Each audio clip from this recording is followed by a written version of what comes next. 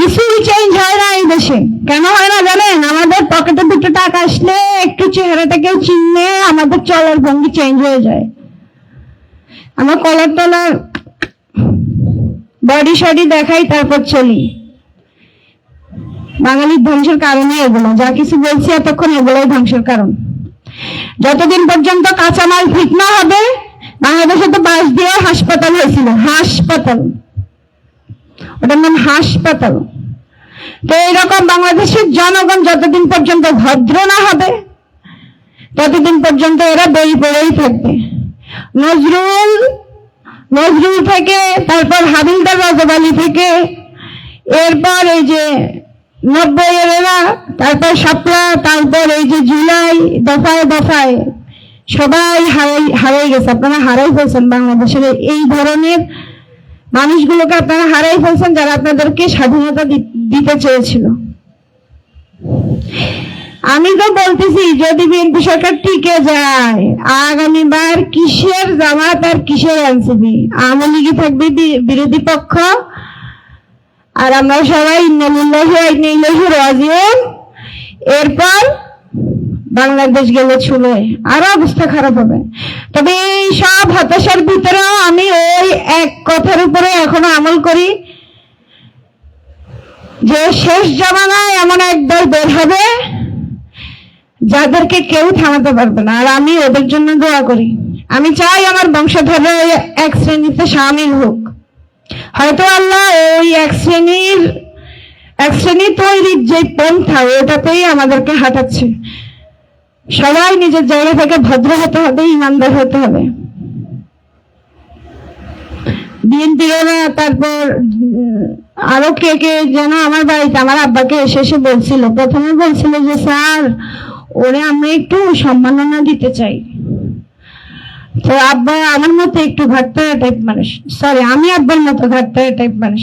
আব্বা দৌড়ানি দিচ্ছে, শেষে আমারে ধরছে। পরে আমি বললাম যে আপনি এ কথাই একবার বলে ফেলছেন, আর বলিয়েন না। ও মা, এর এক সপ্তাহ চাইতে না চাইতে এরা আমার বিরুদ্ধে আন্দোলন শুরু করে দিচ্ছে এলাকায়। এ হচ্ছে বাংলাদেশের অবস্থা।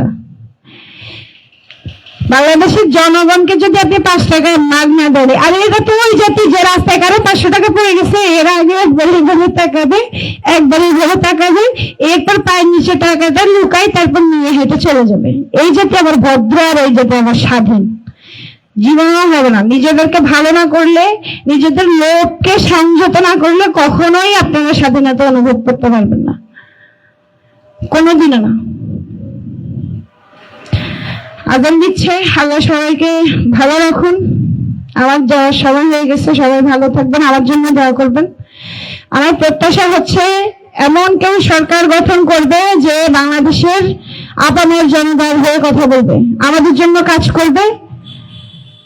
প্রথম একটু কষ্ট হবে, এ জাতি একটু উন্নয়ন করে, তো একটু কষ্ট হবে।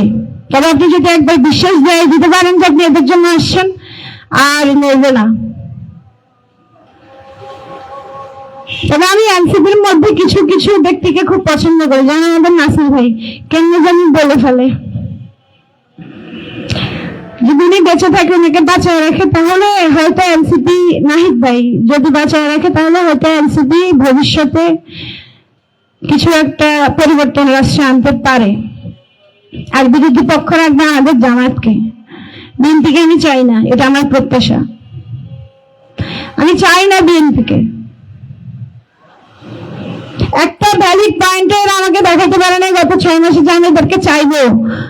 আমি এত কম চাকরি করি, আমি কিভাবে যে 70 টাকা দিয়ে 250 গ্রাম কাঁচামরিচ খাই বলেন?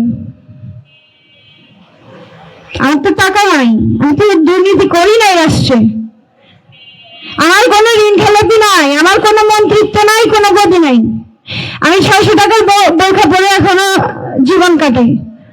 তাহলে আমার জন্য কি কাঁচামরিচের দাম কি 20 টাকা করতে পারছে? করবে কখনো? ফ্যামিলি কার্ড দিচ্ছেন, কাকে দিচ্ছেন? আপনার দলের নেতা কর্মীকে।